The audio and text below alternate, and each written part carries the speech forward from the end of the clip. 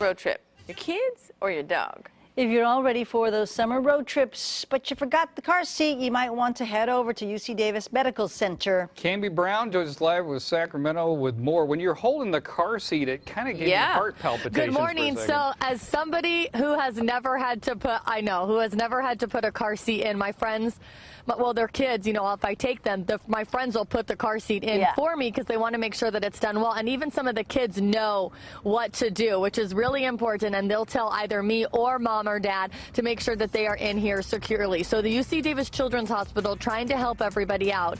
And so they offer some free advice. Now, let me introduce you to Misael, who also doesn't have any kids. Here he is. Hello. He also doesn't have any kids. We're borrowing someone's car, but he has learned from the best about how to put the car seat in. So there are some problems with this car seat, right? So we'll let you get in here and show us some of the 3 common mistakes that people make. What are they? Yeah, so the 3 common mistakes that I see in the field is first, the common mistake is that we see that the car seat is not installed tightly. As you can see, it moves more than 1 inch side to side, and that's just by me literally with my hand just pushing it side to side.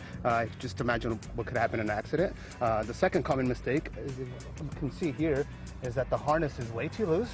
I can't pinch any strap material at the shoulders to pass the pinch test. We know that it's properly, the child is properly harnessed when you can't pinch any strap material together at the shoulders. Yeah, that's what my friends' kids are really good about telling us. They say, oh, it needs to be tighter, it needs to be tighter, and that's important for them to remind us. Yes. And lastly, the chest buckle here, it's way too low. This should be at the upper chest armpit level. Okay. This is some of the most common mistakes that I see in the field, and it's totally preventable. You can totally just remind yourself to do that every time the child's in the vehicle. Now, a lot of people are moving the car seat sometimes from side to side, or not from side to side, but from different cars, right? And so if that's happening, this might be a good time for you to get it checked. A lot of people will be taking road trips. Now, you guys offer free help, but they need to make an appointment. So how does this work? Yeah, so what they can do is they can call my office. It's 916-734-9798.